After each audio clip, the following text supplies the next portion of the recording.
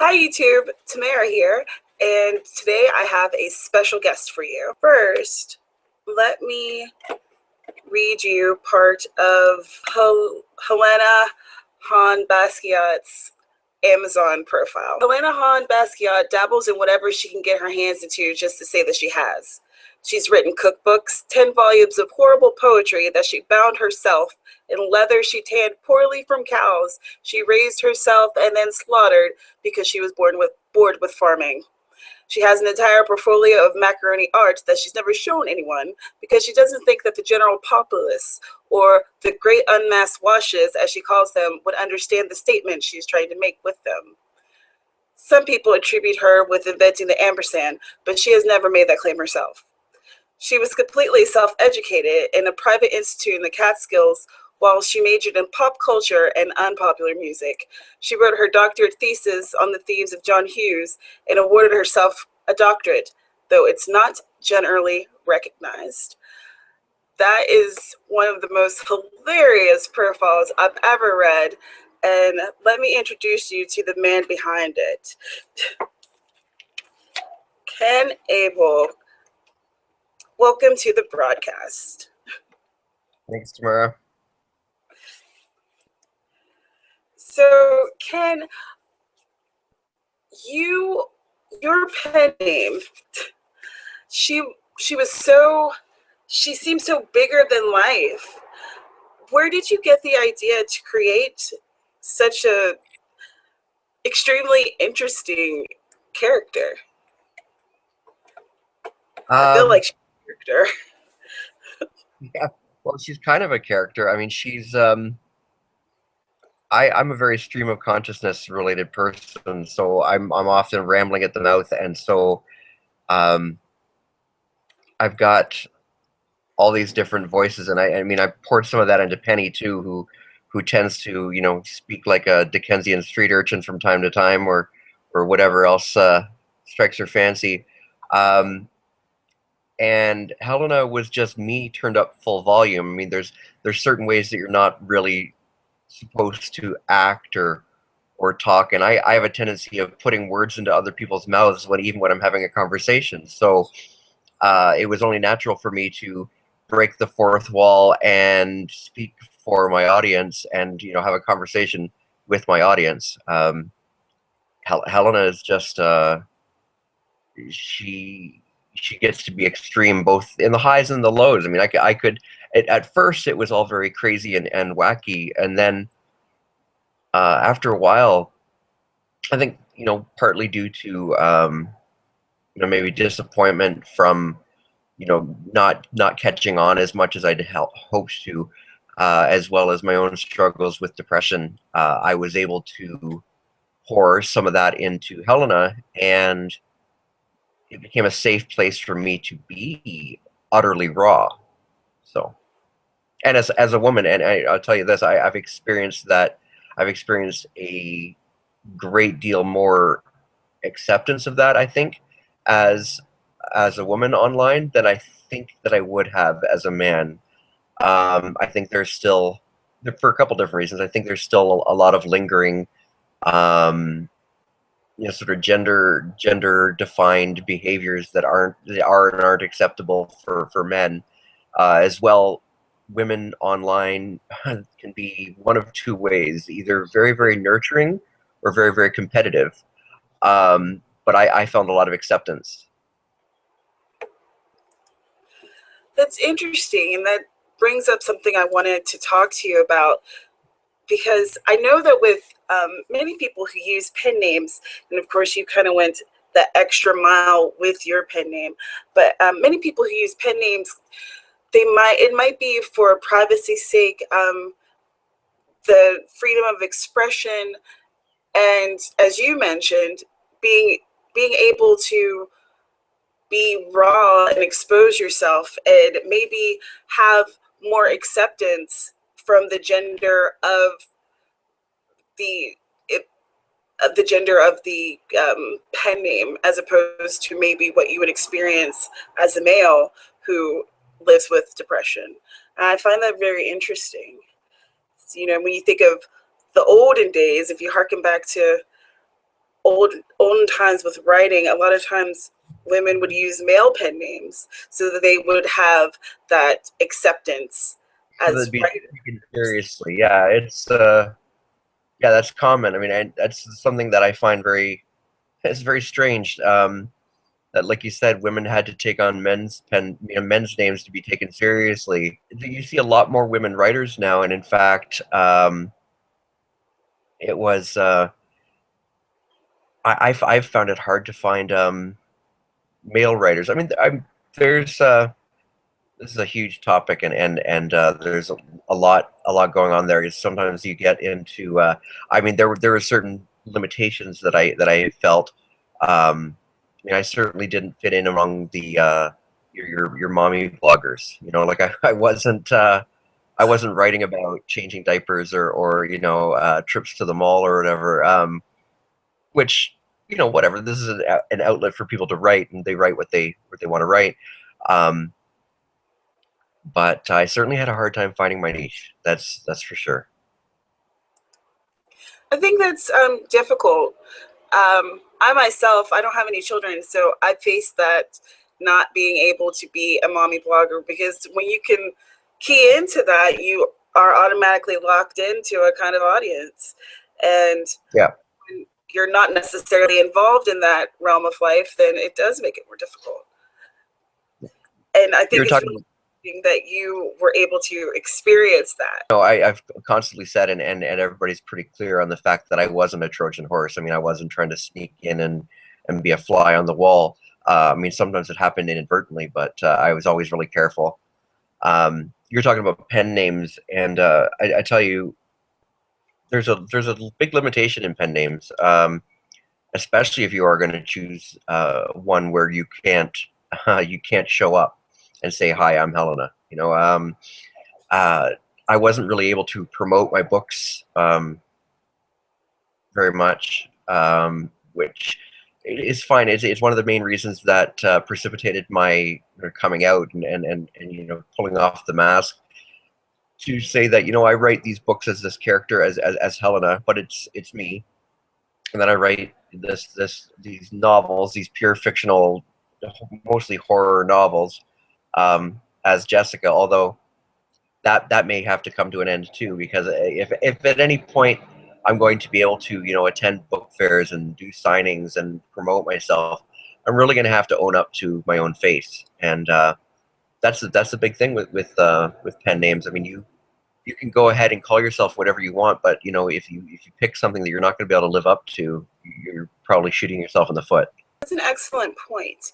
Um, there's some authors like I don't know. Immediately, I think of Nora Roberts, and she has the J.D. Robb pen name, and which when for some reason, and I don't know why, but when you have the two initials, the first and middle initial, people assume it's male, but I'm not sure why. So I think that, and that's was more of like a crime arena than what she normally does, which is romance. So I think that she was able to kind of creep in the back door with that because of her pen name.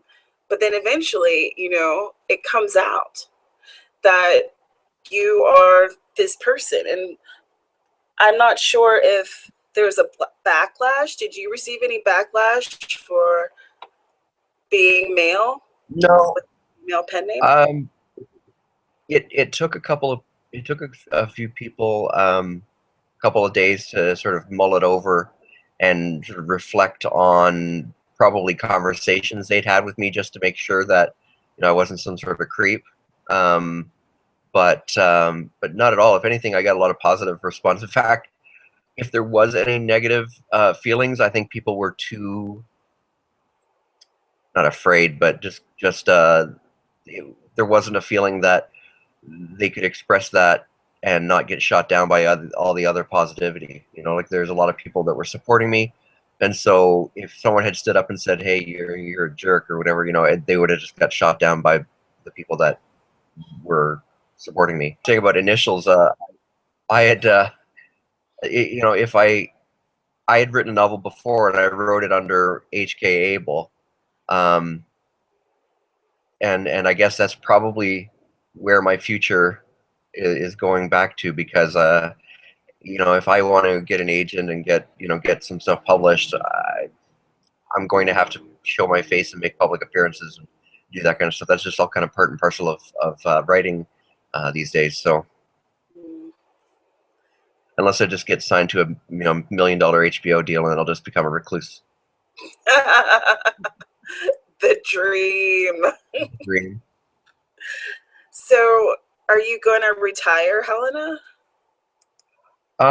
Helena's in semi-retirement. I've been thinking about it. I think that Helena is such a great online personality that she will always sort of be the face of the blog. And I mean, I'll love writing Helena and Penny stories. There's more stories that I have to tell, and a lot of them are drawn, sort of from my own life. I did mix a lot of truth in with fiction, and but since I've taken the mask off, I found it really hard to get into that sort of headspace again.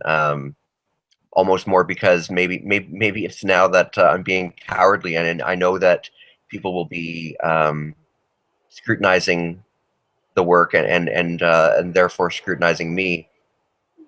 Whereas before I could kid myself that it was all Helena.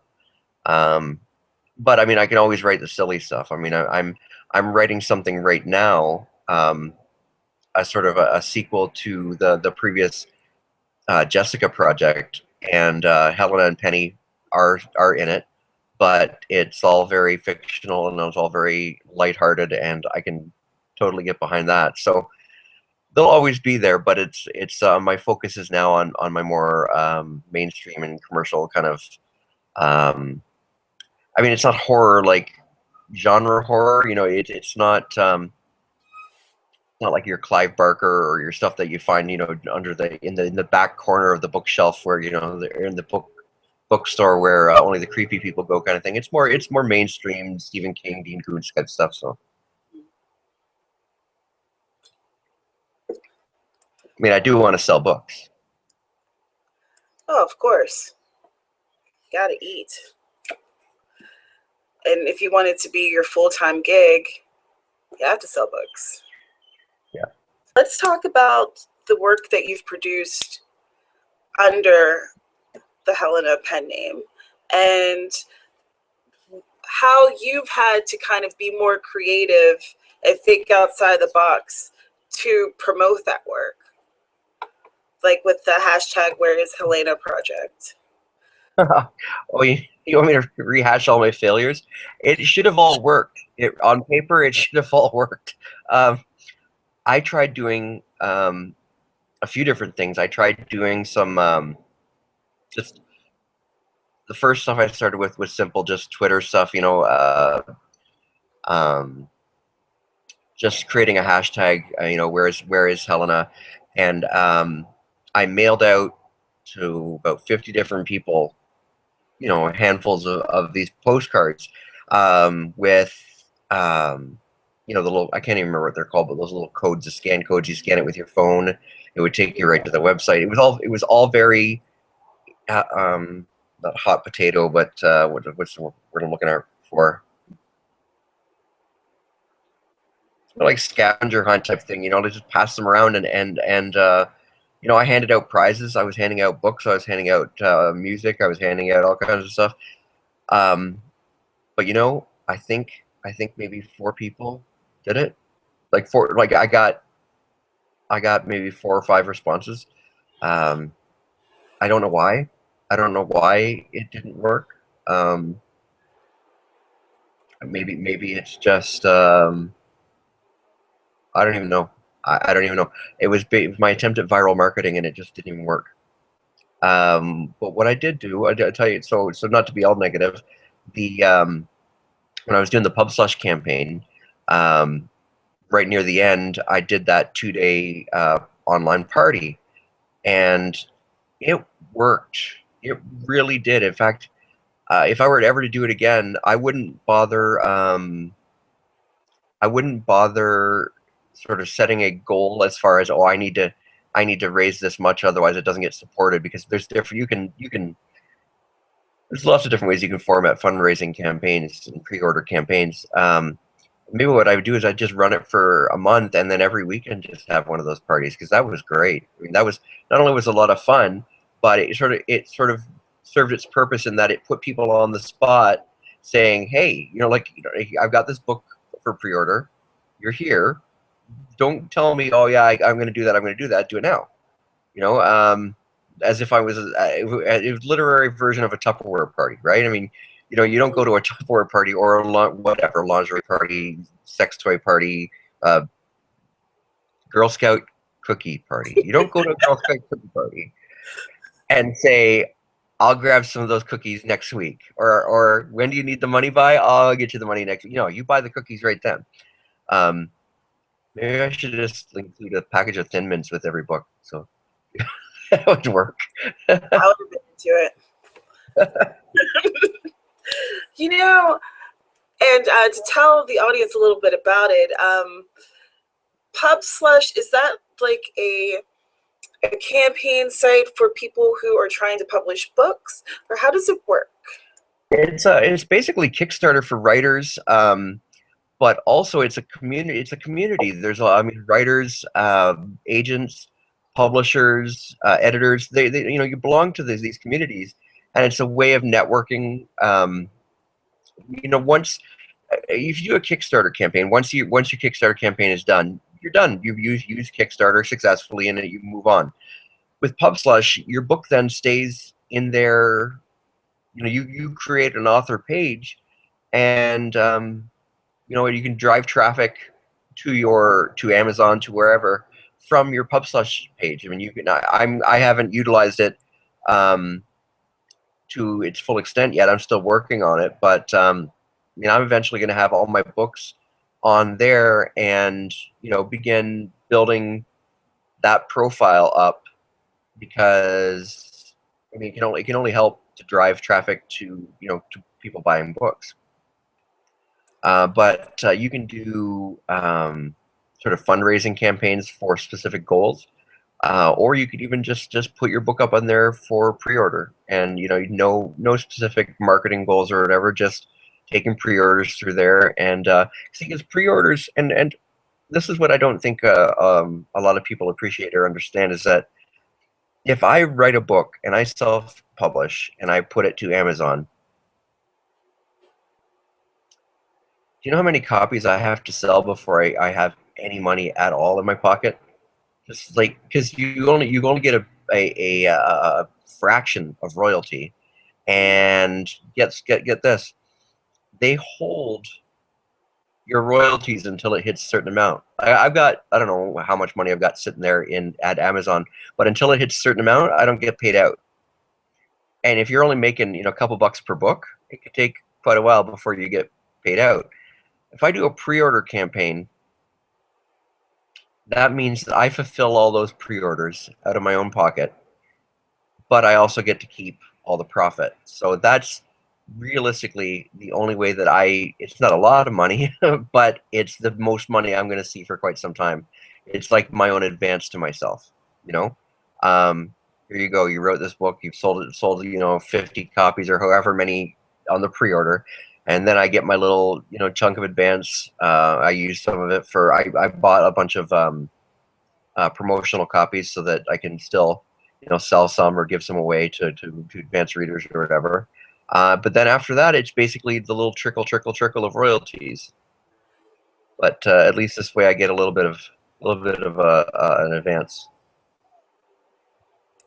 I hate to talk about the money aspect of it, but the fact of the matter is, I mean, I worked really hard for about 6 weeks, pimping my book, and having a lot of people worked really hard pimping my book, and there should be a little bit of a payout on that. Dollars and cents. It's an uncomfortable truth for a lot of people, but it's important to talk about, I think, and it's important to think about, as a lot of people who watch my videos are people who are a little bit newer to this whole realm of self-publishing, but they're wanting to get into it. So I appreciate you being candid about your experiences and how they've worked out for you.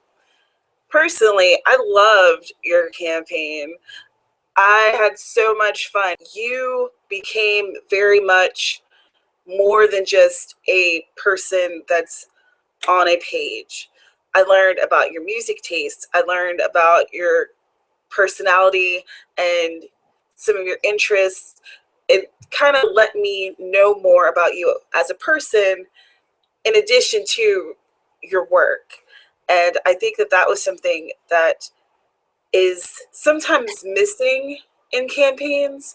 And I think it may be difficult for people to kind of put into play. But as a reader and a writer, I think that it is really it's really important, and it makes the reading experience that much richer when you kind of get to know the author. So kudos. Thank you. No, I mean it's. I really did try to treat it like a party, and you know, when I noticed people were there, I tried to. I'm not much of a group person. I'm more of a one-on-one person. So, although you know, behind the computer it's a little bit easier, but when I noticed when people were around, I would try to, you know, try to talk to them. You know, just the really did try to make it like mingling with the crowd, but not just saying hello. Actually, taking a couple minutes to talk to everybody. I mean, and then you know, you because with the internet, you can actually be doing three of those at once, right? Or I mean, I could be chatting privately with you and four other people while also posting on. Well, it's a lot of fingers and a lot of pies. But like you said, you know, you don't want to go to a party, have the host ignore you, and then at the end of the night have them still say, "Hey, by the way, buy my Tupperware." You know, it's just, and the other thing, I you know, if you're talking about giving advice to you know, self-published authors or self-publishing, the one thing that I did, and I hope that I get at least some feedback from it, or at least you know, or maybe even some new readers from it, is the fact that everybody who came to the party, I gave a free ebook to. Now, because you know, the more you can actually give away, um, it's an investment. I mean, and when you figure all you've spent on an ebook, unless, well, if you can learn how to do it yourself anyway, is time, and it's really not that hard to learn how to do yourself. I could direct you to, you know, some website. You just got to take the time and really want to do it. But if you do that, you're what you're giving away is, you know, it's free. It's electronic. It's cheaper than actually, you know, printing out postcards and handing them out. And you've given someone not only a taste of your writing, but then you know, you put links to where to buy your other works at the back of the ebook. You know, what links to your web page, your Twitter, all that stuff. It is, it's a gift. You know, you've given someone a gift of a story, and it's a gift that will hopefully, you know, return rewards to you as well. So if anybody reads it. I haven't read mine yet, but I'm going to. So I'm just slow when it comes to reading. I've got, you know what? I've made myself a new challenge to read and review a book a week. I'm doing pretty good. I've done it. I've just started it about a month ago, and I'm now on my fourth book, and I'm doing well. I tried reading. I read three indie authors, and now I'm reading a novel by Kim Newman, and then I've got two more indie authors, or probably more. So I'm trying to switch it up a little bit, but it can be done.